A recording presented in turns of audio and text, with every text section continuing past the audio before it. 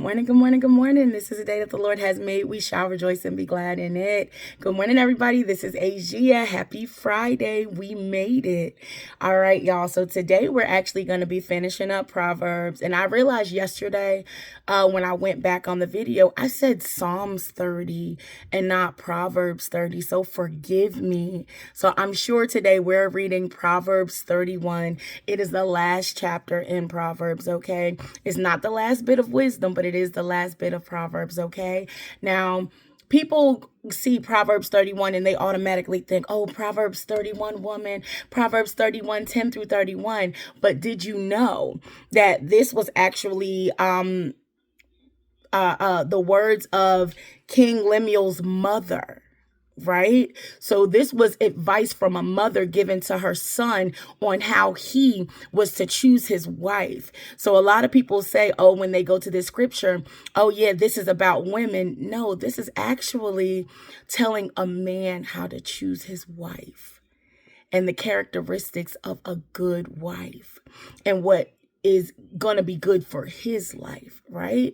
So take that into account. It's not saying like, no, you're not necessarily a Proverbs 31 woman or anything like that, but understand the context in which this scripture was written and this chapter was written. It was actually advice from a mother to a son telling him how to find one that would be suitable to be his helpmeet, suitable to be his wife.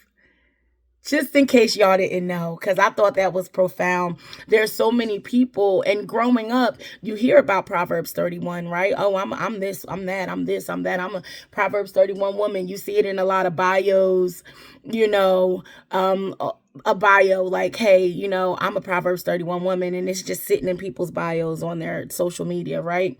But this is actually for a man to choose a wife. So just that was cool, right? And I've known that for a long time, but I just wasn't sure if people ever knew that. All right, so it reads Proverbs 31, all of it, and we're finishing up Proverbs today on a Friday. Okay, and it says the words of King Lemuel, the oracle, which his mother taught him.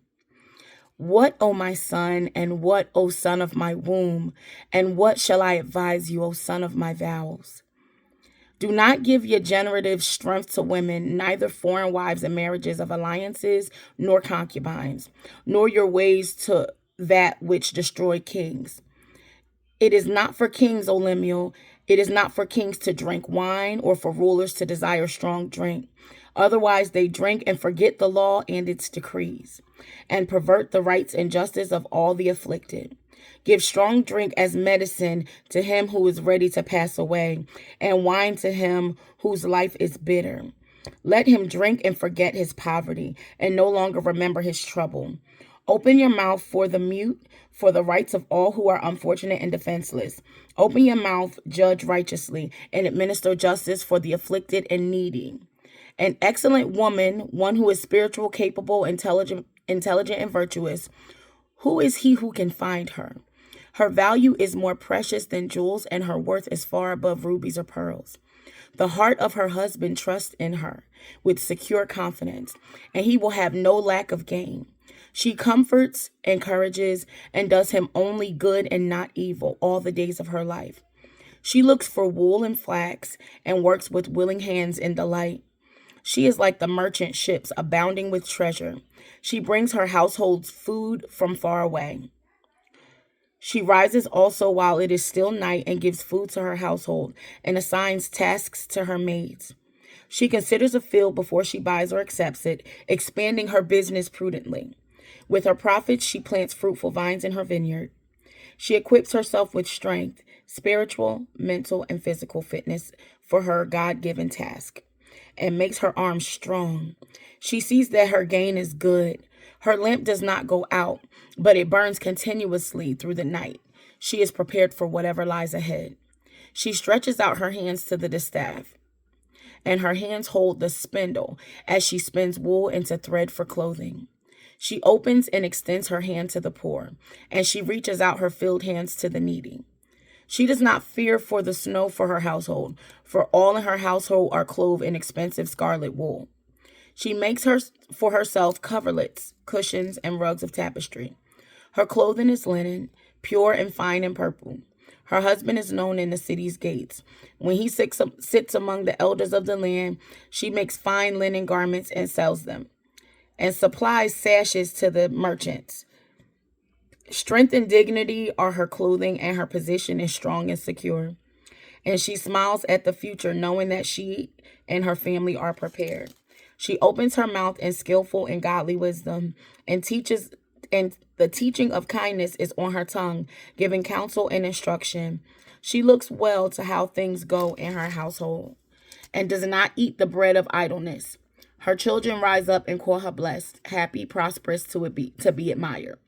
Her husband also, and he praises her, saying, Many daughters have done nobly, and well within the strength of character that is steadfast in goodness, but you excel in them all. Charm and grace are deceptive, and superficial beauty is vain. But a woman who fears the Lord, reverently worshiping, obeying, serving, and trusting him with all filled respect, she shall be praised. Give her of the product of her hands, and let her own works praise her in the gates of the city. All right. So now that was the Amplified. Now we're going to the NLT. And it reads, The sayings of King Lemuel contain this message which his mother taught him.